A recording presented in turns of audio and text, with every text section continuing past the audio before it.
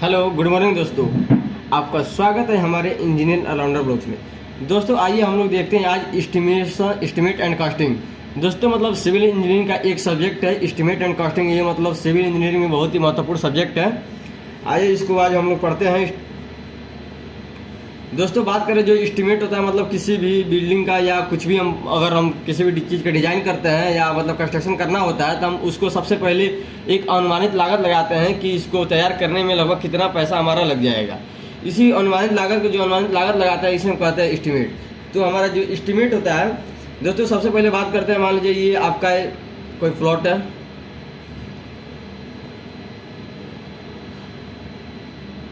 ठीक है, मान लीजिए प्लॉट है आपका। इस प्लॉट में घर बनाना था, आप यहाँ तो बना रहे हैं, यहाँ पे आप अपना स्ट्रक्चर बना रहे हैं, ठीक है दोस्तों बात करें ये आपका ये टोटल ये प्लॉट है, ठीक है, और ये आपका स्ट्रक्चर है। जो स्ट्रक्चर ये बना है मतलब इसमें सबसे पहले एक आता है प्लिंथ एरिया, हमारा होता है प्लिंथ एरिया। दोस्तों बात करें प्लिंथ एरिया कि आपका स्ट्रक्चर ये जैसे यहाँ तक तो आपका ये टोटल ज़मीन है, इस टोटल ज़मीन में आपका स्ट्रक्चर इतना ही दूरी बना है, जितने दूर में आपका स्ट्रक्चर बना है यानी वॉल सहित ये आपका टोटल क्या कहलाएगा, प्लिंथ एरिया कहलाएगा। यानी प्लिंथ एरिया में क्या क्या इंक्लूड होता है हम बता दें। प्लिंथ एरिया में क्या इंक्लूड होता है, इसमें आप इसका वॉल इंक्लूड कर सकते हैं, आप स्ट्रक्चर का वॉल, फोर्च, ठीक है, इंटरनल साफ्ट।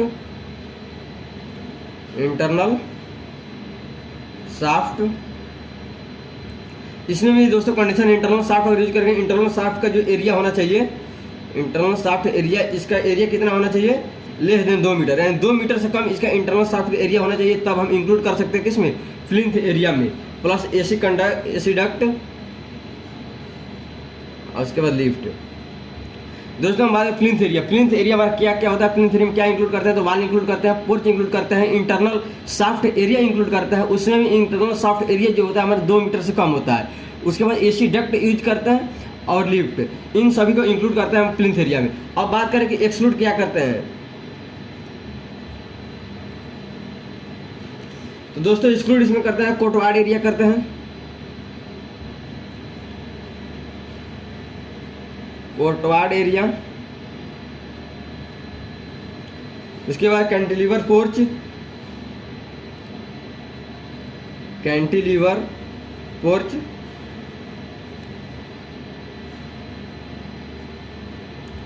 उसके बाद हमारा इंटरनल साफ्ट।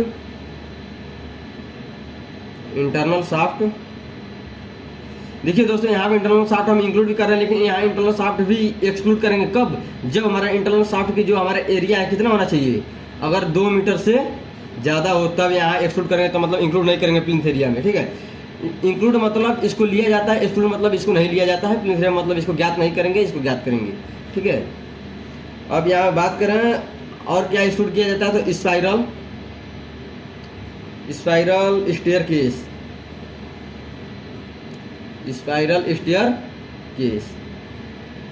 ठीक दोस्तों। यानी जो स्पाइरल आपका स्टेयर बनता है घर के चारों तरफ, उसको मतलब इसमें इंक्लूड नहीं किया जाता है, एक्सक्लूड किया जाता है, ठीक दोस्तों।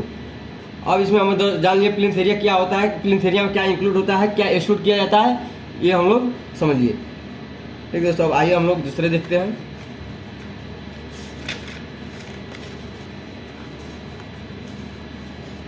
अब दोस्तों बात करें कारपेट एरिया। अब यहाँ पे हम बात करते हैं कारपेट एरिया या कवर एरिया। दोस्तों कारपेट एरिया कवर एरिया क्या होता है, तो हम आपको एक लाइन में बता दें। कारपेट एरिया वो एरिया होता है जिसमें आप मतलब यहाँ का यूजेबल जो होता है ना, यूजेबल एरिया, वो कारपेट एरिया कहता है। यानी यूजेबल रूम एरिया, यानी जितने रूम आप यूज करते हैं जो आपके यूज में होता है वो क्या कहलाता है, कारपेट एरिया कहलाता है या कवर एरिया कहलाता है, ठीक दोस्तों। अब इसमें बात करें जो कारपेट एरिया किसे बोलते हैं, तो कारपेट एरिया होता है, कारपेट एरिया कारपेट एरिया क्या होता है? कारपेट एरिया मतलब जो प्लिंथ एरिया आपका होता है ना, plinth area minus number of factor, plinth area minus number of factor. तो बात करें नंबर ऑफ फैक्टर क्या होता है, यानी प्लिंथ एरिया में से, प्लिंथ एरिया हमको पता है क्या क्या होता है, प्लिंथ एरिया में से और नंबर ऑफ फैक्टर हम इनसे माइनस कर देते हैं तो हमारा कार्पेट एरिया निकल जाता है। अब हमको जानना जरूरी है कि हमारा नंबर ऑफ फैक्टर क्या होता है। दोस्तों तो नंबर ऑफ फैक्टर ये होता है, देखिए एक बरामदा का एरिया प्लस लिफ्ट का एरिया, उसके बाद किचन का एरिया, कैंटीन का एरिया, उसके बाद पेंट्री, उसके बाद स्टोर। दोस्तों यानी कारपेट एरिया किसे कहता है, प्लिंथ एरिया में से हमारा बरामदा का एरिया माइनस कर देता है, या लिफ्ट का एरिया माइनस करता है, या किचन का माइनस कर देता है, कैंटीन का माइनस कर देता है, पेंट्री माइनस कर देंगे, स्टोर का एरिया माइनस कर देंगे, यानी हमारा तो क्या आ जाएगा, कारपेट एरिया आ जाएगा। कारपेट एरिया होता है जो यूजुअल रूम एरिया होता है, कारपेट एरिया होता है। आपको प्लिंथ एरिया पता हो गया, कारपेट एरिया पता हो गया, ठीक है दोस्तों। अब हम लोग आगे चलते हैं फ्लोर एरिया पे। फ्लोर एरिया दोस्तों देखिए फ्लोर एरिया क्या होता है हमारा, फ्लोर एरिया अगर प्लिंथ एरिया में से, यानी पीछे प्लिंथ एरिया में से अगर आप वॉल का एरिया माइनस कर देते हैं, यानी दीवार का, प्लिंथ एरिया में से अगर दीवार का एरिया माइनस करें तो हमारा फ्लोर एरिया आ जाता है।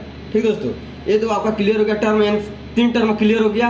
एक आपका प्लिंथ एरिया, ठीक है, दूसरा कारपेट एरिया और तीसरा फ्लोर एरिया। ये 3 टर्म आपका बिल्कुल क्लियर हो गया दोस्तों। अब आगे चलता है set back area. Set back area किसे कहते हैं, set back area. Set back area दोस्तों वो एरिया होता है जो मतलब होम के बाहर जो भी मतलब स्पेस बचा होता है, होम के बाहर जो भी स्पेस हमारा बचा होता है वो हमारा क्या होता है, सेट बैक एरिया में आ जाता है। ठीक दोस्तों, अब हम आगे चलिए बात करते हैं सर्कुलेशन एरिया का। यहाँ बात करते हैं किसका, सर्कुलेशन एरिया, सर्कुलेशन एरिया का। दोस्तों यहाँ सर्कुलेशन एरिया के बारे में हम बात करते हैं। सर्कुलेशन एरिया में क्या क्या हमारा आ जाता है, जैसे वरांदा का एरिया आ गया, वरांदा का एरिया, गैलरी का एरिया, वरांदा का एरिया आ गया, गैलरी का एरिया आ गया। उसके बाद और क्या आ गया हमारा, हो गया लिफ्ट आ गया। दोस्तों स्पेलिंग में ना जाइएगा क्योंकि स्पेलिंग हमारा बहुत ही कमजोर है। दोस्तों यहाँ सर्कुलेशन एरिया में क्या गया, वरांदा का एरिया आ गया, गैलरी का एरिया आ गया, लिफ्ट का आ गया और हमारा स्टेयर का आ गया।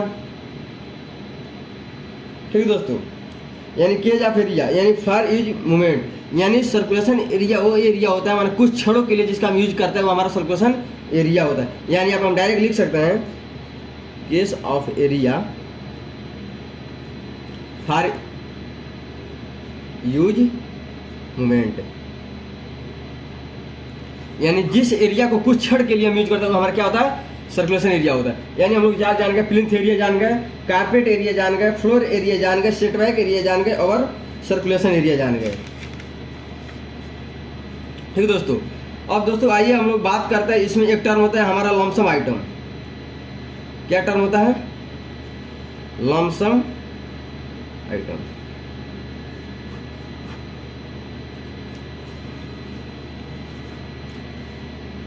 देखिए दोस्तों लमसम आइटम का आप लमसम से मतलब समझ रहे हैं, लगभग कुछ अनुमान लगाया जाता है जब हम अपना स्ट्रक्चर खड़ा करते हैं। तो इसमें जो होता है ना, एक वर्क चार्ज एस्टेब्लिशमेंट जो चार्ज होता है ना, यानी यहाँ बात करें वर्क चार्ज,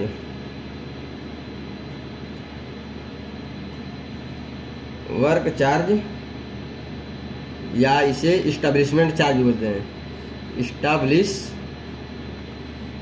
इस्टेब्लिशमेंट चार्ज। दोस्तों ये लमसम आइटम में जो अनुमान लगाते हैं इस्टेब्लिशमेंट चार्ज को, उसको रखते हैं 1.5 से 2%।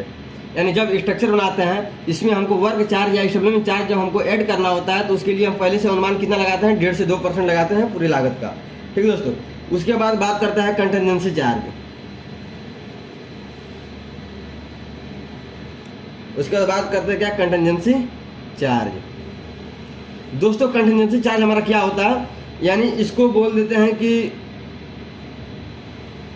मान लीजिए हम कुछ कर रहे हैं, अगर उसमें कुछ हादसा हो जाता है, यानी 10 रुपये काम कर रहे हैं दोस्तों, एक हमारी बात सुनिए, मान लीजिए आप जा रहे हैं बाइक से, मतलब कुछ सामान लाने जा रहे हैं, जैसे मान लीजिए एक टेप खरीदने जा रहे हैं, हमारे टेप है 5 रुपये का, हम जा रहे हैं बाइक अगर हमारी पंचर हो जाती है तो उसमें 50 रुपये लग जाता है, यानी हमारा जो ये बाइक पंचर हो गई कितने रुपये लग गया, 50 रुपया। दोस्तों हमको ये अनुमान नहीं था, यानी इसको हम जानते नहीं थे, यानी हमारा अचानक हादसा हो गया, हादसे में इसमें जो पैसा ये लगा है ना, इसे ही हम बोलते हैं कंटिजेंसी चार्ज। यानी जो लगभग मतलब अनुमान से ज़्यादा पैसा लग जाता है, किसी हादसे में लग जाता है, किसी कारणवश जो पैसा ज़्यादा लग जाता है ना, इसे हम क्या बोलते हैं, कंटिजेंसी चार्ज होता है। तो कंटिजेंसी चार्ज को हमारे स्ट्रक्चर बनाते समय कितना परसेंट लिया जाता है, 3 से 5% जोड़ लिया जाता है पहले ही कंटिजेंसी चार्ज में। जब उसे एस्टिमेट निकालते हैं तो इसका वर्क चार्ज कितना जोड़ते हैं, 1.5 से 2%, कंटिजेंसी चार्ज कितना जोड़ते हैं, 3 से 5%।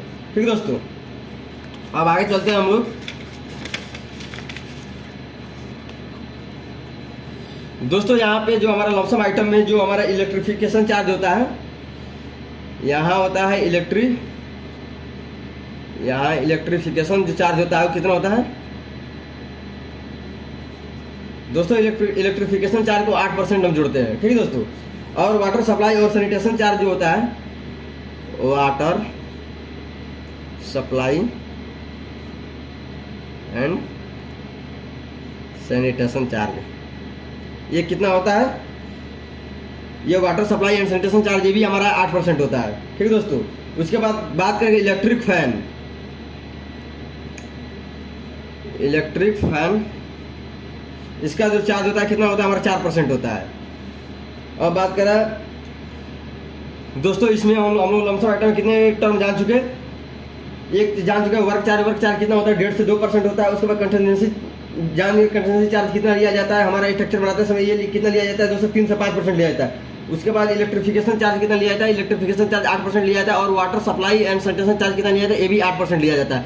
और इलेक्ट्रिक फैन जो लगाया जाता है, मान लीजिए बिल्डिंग में जो इलेक्ट्रिक फैन लगा रहा है उसका चार्ज पहले से कितना हम ऐड करके चलते हैं, 4% ऐड करके चलते हैं हमारा पूरा कास्ट का।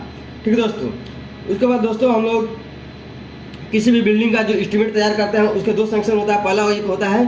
पहला किसी बिल्डिंग के 2 सेक्शन तैयार करना है, एक होता है एडमिनिस्ट्रेटिव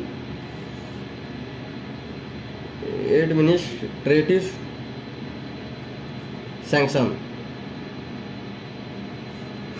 दोस्तों एक जो एडमिनिस्ट्रेटिव सैंक्शन हमारा होता है, इसमें हम क्या निकालते हैं, इसके लगभग यहाँ पे मान लीजिए जो एडमिनिस्ट्रेटिव सैंक्शन होगा इसमें हम निकालते हैं अप्रोक्स एस्टिमेट, यानी पूरा हम अनुमान नहीं लगा सकते। लगभग मान लीजिए किसी बिल्डिंग को बनाने में 5 लाख रुपये लगेगा, तो मतलब लगभग हम बता सकते हैं कि इसमें 5 लाख रुपया लगेगा। 5 लाख से ज़्यादा भी हो सकता है, कम भी हो सकता है। ये हमारा किसके अंदर आता है, अप्रोक्स एस्टिमेट के अंतर्गत आता है। कौन सी सैंक्शन के अंतर्गत, एडमिनिस्ट्रेटिव सैंक्शन के अंतर्गत आता है। ठीक है दोस्तों, और दूसरा हमारा क्या होता है, दूसरा होता है टेक्निकल सैंक्शन। टेक्निकल सैंक्शन में दोस्तों हमारा क्या निकाला जाता है, डिटेल एस्टिमेट निकाला जाता है। ठीक है, यहाँ बात क्या निकाला जाता है, यहाँ पे डिटेल एस्टिमेट।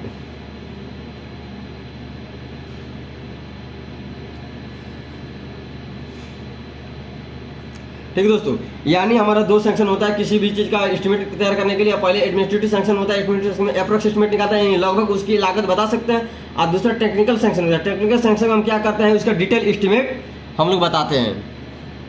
ठीक है दोस्तों आगे चलते हैं हम लोग।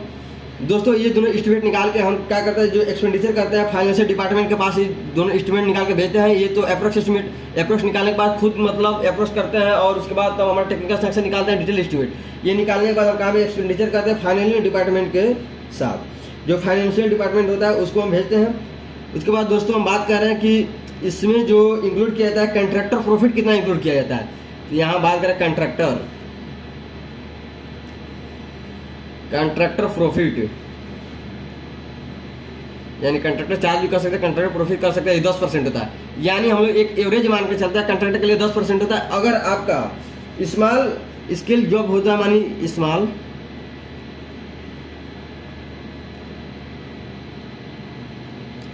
जो स्केल जॉब होता है, यानी छोटे कार्य के लिए जो कंट्रैक्टर का चार्ज होता है वो कितना रखा जाता है, 15% लगभग रखा जाता है। और हम बात करें कि जो बड़ा कार्य हो, यानी कोई बहुत बड़ा स्ट्रक्चर बन रहा हो, उसके लिए हम कंट्रैक्टर चार्ज कितने रखते हैं दोस्तों, जो कोई बड़ा स्ट्रक्चर बन रहा है उसके लिए कंट्रैक्टर का चार्ज हम रखते हैं यहाँ कितना 8%, यानी एवरेज हमारा कंट्रैक्टर चार्ज के लिए कितना है 10% है, और छोटे कार्य के लिए कितना है 15% है, और बड़े कार्य के लिए कितना है 8% है। दोस्तों हम लोग ये जान चुके किसका कितना चार्ज दिया जाता है, वाटर सप्लाई और मतलब इलेक्ट्रिक फैन और इलेक्ट्रिक चार्ज के लिए कितना कितना कौन है, एडमिनिस्ट्रेटिव सेक्शन क्या होता है, टेक्निकल सेक्शन क्या होता है, ये हम लोग टोटल जान चुके हैं। दोस्तों आगे चलते हैं और टूल्स और प्लांट्स के लिए यहाँ बात करें, यहाँ टूल्स एंड प्लांट्स, यानी जो हमारा इंस्ट्रूमेंट होता है उसके लिए हम कितना चार्ज जोड़ के चलते हैं, 1 से 1.5% चार्ज उसके लिए जोड़ के चलते हैं, यानी 1 से 1.5% चार्ज हम लोग पहले से इतना जोड़ के चलते हैं। हम किसके लिए, टूल्स एंड प्लांट्स के लिए। दोस्तों ये एग्जाम में क्वेश्चन पूछ सकता है मतलब कि टूल्स और प्लांट्स के लिए कितना चार्ज हम लोग जोड़ के दे सकते हैं, तो आपको दे देगा 2% दे देगा, 3% दे देगा, 1 से 1.5% दे देगा, 3 से 4% दे देगा। आपको इसमें जो भी 1 से 1.5% दिया रहेगा वो ऑप्शन आपका सही हो जाएगा।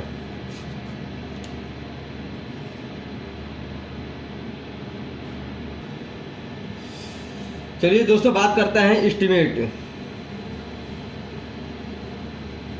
एस्टीमेट का, यानी हमारा प्रोबेबल कास्ट जो होता है, प्रोबेबल कास्ट। दोस्तों बात करते हैं जो हमारा एस्टीमेट होता है, पहले देखिए टोटल मान लीजिए कोई भी स्ट्रक्चर खड़ा करना, पहले हमको लैंड की जरूरत पड़ती है, तो यहाँ पे हम लोग लिख लेते हैं cost of land, cost of land, ठीक है। अब कास्ट ऑफ लैंड में दोस्तों देखिए यहाँ पे कितने प्रकार का हमारा चार्ज होता है। पहला होता है एक्चुअल कास्ट, यानी जो इस लैंड का कास्ट होगा हमारा एक्चुअल कास्ट हो जाएगा। और दूसरा क्या हो जाएगा हमारा, cost of labour, cost of labour, ठीक दोस्तों। एक्चुअल कास्ट हो गया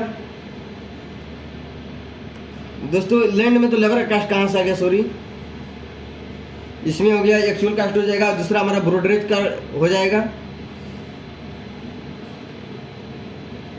ये चार्ज ब्रोडरेज चार्ज हो जाएगा। दोस्तों बात करें ब्रोडरेज चार्ज क्या होता है, तो ये चार्ज हमारा ये होता है, मान लीजिए दोस्तों अगर आप सिटी में ज़मीन खरीद रहे हैं तो आप किसी भी मतलब वो जमींदार से मतलब वहाँ के कोई कंट्रैक्टर होगा ज़मीन वाला, उसे आप संपर्क करेंगे, यानी जो कंट्रैक्टर संपर्क करेंगे आपका, तो ज़मीन का रेट रहेगा, मान लीजिए ज़मीन का रेट 5 लाख रुपया है तो 5 लाख रुपया भी आपको ये देगा, लेकिन ये भी तो अपना चार्ज लेगा आपके साथ घूमने के लिए, वहाँ ज़मीन खरीदवाने के लिए, ये भी अपना चार्ज लेगा, इसे बोलते हैं ब्रोडरेज चार्ज, ठीक है दोस्तों। उसके बाद हम क्या करते हैं, ज़मीन तो ले लिए, उसके बाद ज़मीन की पक्की रजिस्ट्री कार्य यानी लीगल डिड्स के लिए या डॉक्यूमेंटेशन के लिए कुछ चार्ज लगते हैं, यानी यहाँ बात करें लीगल डिड्स या डॉक्यूमेंटेशन, इसके लिए जो कुछ चार्ज लगते हैं, ठीक दोस्तों। इसके लिए हम आगे एक और चार्ज हमारा होता है क्या, सर्वेइंग कास्ट। दोस्तों आपको स्ट्रक्चर खड़ा करने के लिए पहले तो उसे सर्वेइंग जमीन लेने के बाद उसको क्या कराना पड़ेगा, सर्वेइंग, ठीक है। सर्वेइंग कास्ट भी लग जाता है, यानी हमारा कास्ट ऑफ लैंड में एक्चुअल कास्ट आ गया, ब्रोडरेज चार्ज आ गया, और लीगल डिड्स हो गया, डॉक्यूमेंटेशन चार्ज आ गया, उसके बाद सर्वेइंग चार्ज आ गया, ठीक दोस्तों आगे चलते हैं। इसके बाद ये हमारा कास्ट ऑफ लैंड क्लियर हो गया, इतना हमारा हो गया। उसके बाद आगे कौन सी चार्ज लगता है हमारा, उसके बाद कंटिजेंसी चार्ज लगता है। कंटिजेंसी चार्ज दोस्तों आपको पहले से बताया गया कि अचानक जो मतलब कोई भी चार्ज हमारा आ जाती है, कोई भी स्ट्रक्चर खड़ा करता है, अचानक जो पैसा लग जाता है उसे हम क्या बोलते हैं, कंटिजेंसी चार्ज बोलते हैं,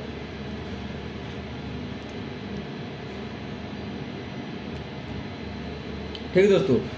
अब दोस्तों हम बात कर रहे हैं कंटिजेंसी चार्ज कितना लिया जाता है, आपको हम पहले बताए थे कितना लिया जाता है दोस्तों। कंटिजेंसी चार्ज 3 से 5% लिया जाता है, यानी कंटिजेंसी या जो चार्ज होता है ना कितना होता है, 3 से 5% होता है ये, ठीक है दोस्तों।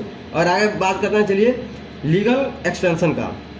अब दोस्तों आप मान लीजिए सिटी में बिल्डिंग बना रहे हैं, उसके लिए लीगल एक्सटेंशन भी लेना पड़ेगा, यानी वहाँ के गवर्नमेंट से आपको सिग्नेचर भी कराना पड़ेगा कि हाँ हम लोग बिल्डिंग बनाना जा रहे हैं, उसकी सहमति भी चाहिए गवर्नमेंट की, इसका भी कुछ चार्ज लेगा। Legal extension permission, legal expenses permission, इसके लिए भी कोई चार्ज हो गया, ठीक दोस्तों। अब आगे चलते हैं, आगे हमारा क्या होता है, कास्ट ऑफ स्ट्रक्चर,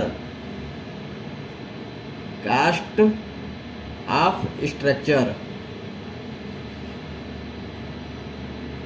ठीक दोस्तों। जो हमारा कास्ट ऑफ स्ट्रक्चर होता है यहाँ पे देख लेते हैं वो कितने प्रकार का होता है, कास्ट ऑफ स्ट्रक्चर,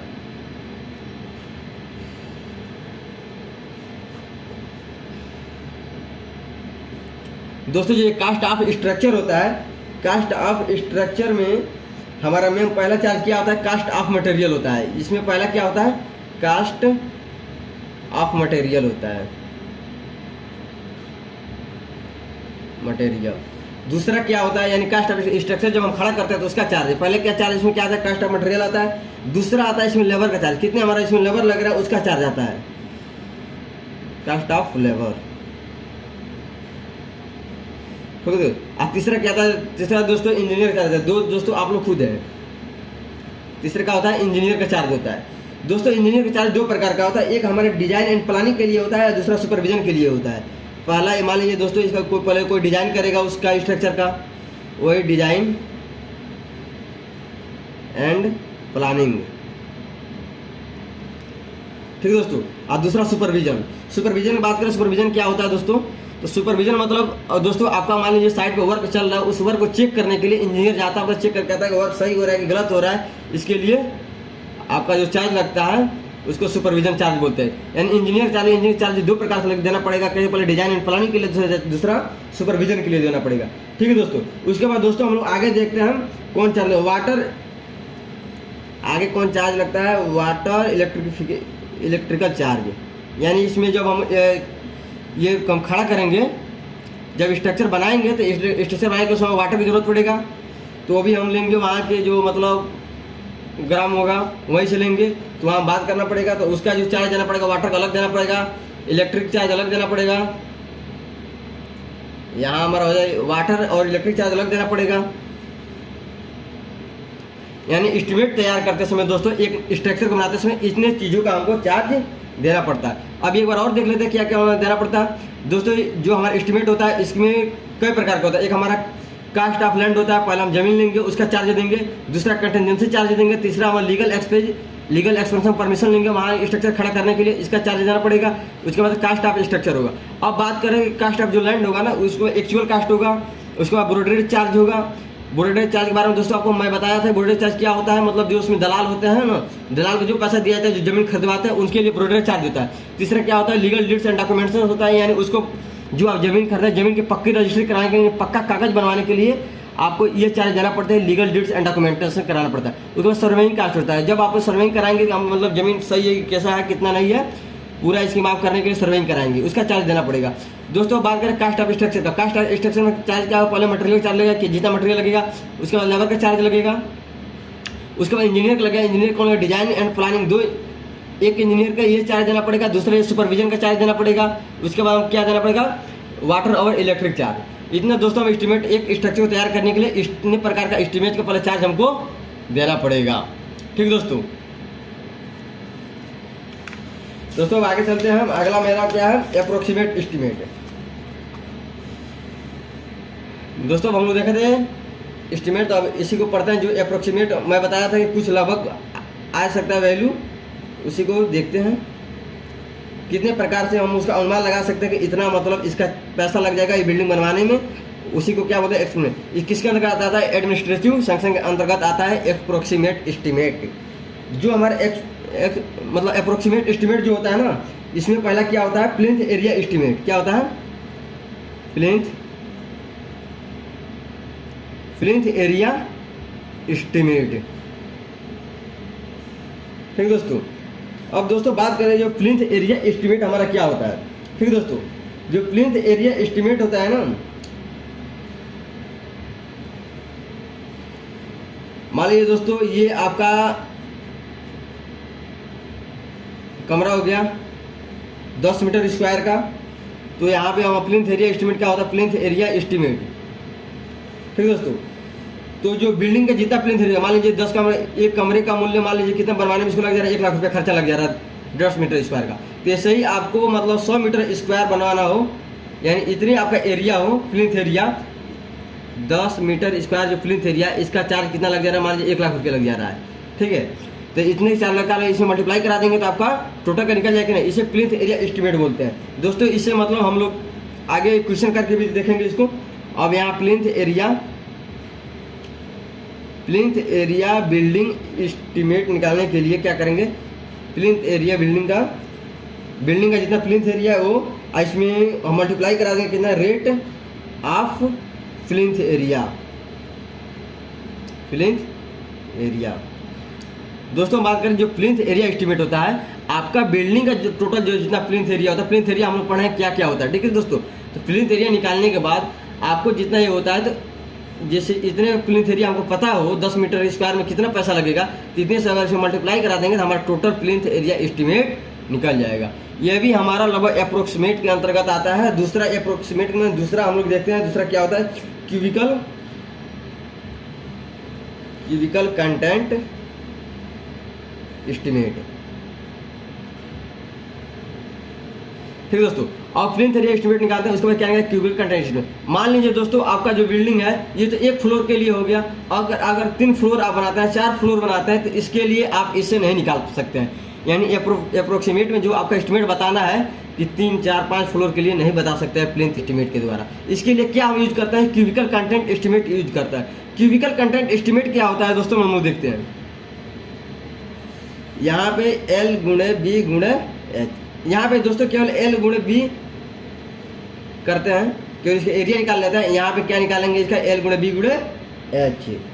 ठीक है दोस्तों, यहाँ पे हम पता करेंगे 1 मीटर क्यूब का रेट क्या होता है। ठीक है, अगर 1 मीटर क्यूब का पता हो गया तो मान लीजिए दोस्तों यहाँ पे हमारा 10 मीटर क्यूब हो, तो इतने से डिवाइड मल्टीप्लाई करा देंगे तो हमारा इसका क्या क्यूबिकल कंटेंट एस्टिमेट हमारा निकल जाएगा। इसलिए दोस्तों हम लोग क्वेश्चन के द्वारा मतलब हम लोग देखेंगे कि क्यूबिकल कंटेंट एस्टिमेट हमारा क्या होता है। ठीक है दोस्तों,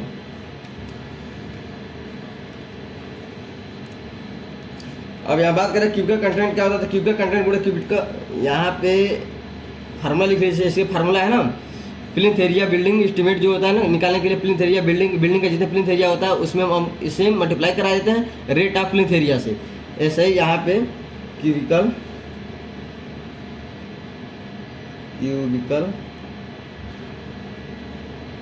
content into cubical content per rate,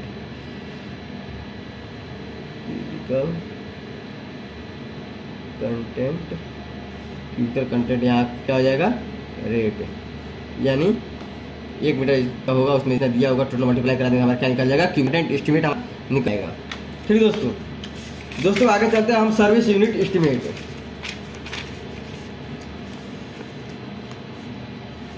यानी तीसरा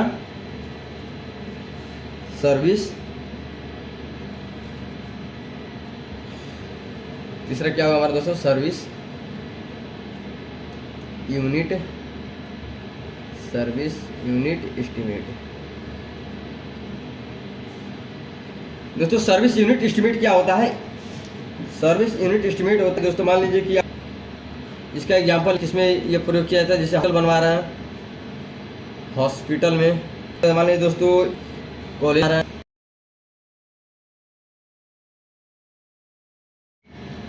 दोस्तों यहाँ सर्विस यूनिट जो एस्टिमेट होता है हम देख रहे थे, यहाँ पे किसमें यूज करते हैं इसका, एक हॉस्पिटल में और दूसरा कॉलेज में। दोस्तों हॉस्पिटल में कैसे यूज करते हैं दोस्तों देखते हैं। अगर यहाँ हमको 1 बेड का रेट पता हो, तो मान लीजिए दोस्तों हमको 10,000 बेड का हॉस्पिटल बनवाना है, यहाँ 10,000 बेड का हॉस्पिटल बनवाना है, एक रेट का रेट पता है। मान लीजिए एक रेट का रेट कितना हो जाएगा, मान लीजिए 2 लाख रुपये, तो यहाँ 2 लाख से गुणा कर देंगे यानी मल्टीप्लाई कर देंगे तो हमारा ये निकल जाएगा टोटल, यानी 10,000 बेड का हॉस्पिटल बनाने में कितना पैसा लग जाएगा, हमारा टोटल आ जाएगा। ठीक है, ऐसे यहाँ पे कॉलेज की बात करें तो अगर एक स्टूडेंट का बनवाने का खर्च पता हो, एक स्टूडेंट रेट यानी एक स्टूडेंट का बैठने का जितने जगह हो उसके बनवाने का अगर पता हो, तो मान लीजिए कि 3,000 स्टूडेंट के लिए हम कॉलेज बनवा रहे हैं, तो यहाँ पे एक का पता होगा 3,000 से मल्टीप्लाई करा देंगे हमारा कॉलेज के भी निकल, इसे ही बोलते हैं सर्विस यूनिट एस्टिमेट। ठीक है दोस्तों, चौथा देखते हैं। तो चौथा है टाइपिकल वे मेथड। ठीक है दोस्तों, देखते हैं कोई बड़ी बड़ी जो कंपनियां होती है उसमें जैसे ऐसे पिलर बनाया जाता है, बहुत सा पिलर होते हैं 2,000 3,000 ऐसे पिलर बना करके, जैसे 1 पार्ट हो गया, 2 पार्ट हो गया, 3 4, जैसे 1 हो गया, 2 हो गया, 3 हो गया, 4 हो गया। इसलिए तो हम क्या करते हैं कि जो इसका मतलब अप्रोक्सीमेट एस्टिमेट निकालना होता है, एक का हम अनुमान लगाते हैं, एक का पता करते हैं और जितना भी हमारा ये रहता है उसे मल्टीप्लाई करा देते हैं, तो हमारा क्या निकल जाता है, टाइपिकल वे मेथड हमारा निकल जाता है। यानी एक पता रहता है, जैसे एक ये पार्ट होगा इसका पता है, हम उसके भी इसका भी निकाल सकते हैं, इसका भी जितना भी हमारा भी दिया रहता है यानी पिलर उसके अंदर का निकाल सकते हैं। इसका मतलब हम बात करें कि इसका एस्टिमेट कैसे निकालते हैं। एस्टिमेट तो हमारा आता है नंबर ऑफ वे, माने वे ये होता है दोस्तों, जो ये पार्ट होता है ना, ये एक वे हो गया, एक वे ये हो गया, एक वे ये हो गया। Number of way into rate of one way, rate of one way, ठीक है दोस्तों। यानी एक वे का रेट पता हो तो जितने भी नंबर ऑफ वे में मल्टीप्लाई करा देंगे तो आपको टिपिकल वे मेथड का से उसका मतलब अप्रोक्सीमेट एस्टिमेट निकल जाएगा दोस्तों, ठीक है दोस्तों। अब हम लोग ये हमारा एक टर्म खत्म हो चुका, जो अप्रोक्सीमेट एस्टिमेट है ये हम लोग पढ़ चुके। अप्रोक्सीमेट एस्टिमेट हम कितने प्रकार से पढ़े, 4 प्रकार से, ठीक है दोस्तों। अब हम लोग आगे देखते हैं डिटेल एस्टिमेट।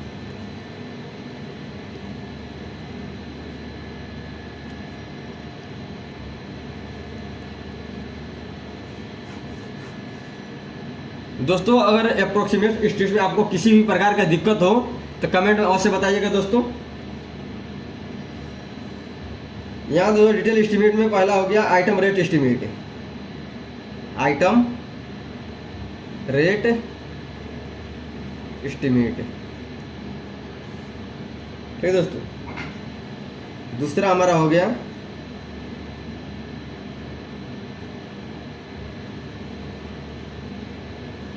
सप्लीमेंट्री एस्टिमेट, ठीक दोस्तों। तीसरा हो गया रिवाइज एस्टिमेट, और चौथा हो गया एनुअल, चौथा हमारा क्या हो गया, annual repair and maintenance estimate,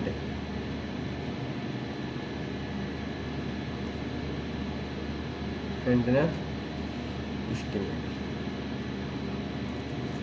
ठीक है। डिटेल एस्टिमेट कितने प्रकार का होता है, आइटम रेट एस्टिमेट होता है, सप्लीमेंट्री एस्टिमेट होता है, रिवाइज एस्टिमेट होता है, annual repair and maintenance estimate.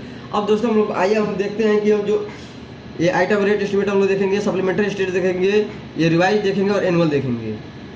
Item rate estimate में क्या होता है दोस्तों, हर एक मतलब जो हमारा मटेरियल होता है उसका अलग अलग रेट निकालते हैं, रेट निकाल के तब हम टोटल ऐड कर देते हैं, हमारा आइटम रेट एस्टिमेट होता है। आइटम रेट एस्टिमेट जैसे हम लोग 2 प्रकार से निकालते हैं, एक सेंट्रल मेथड हो गया, एक हमारा लॉन्ग वाल एंड शॉर्ट वाल मेथड हो गया।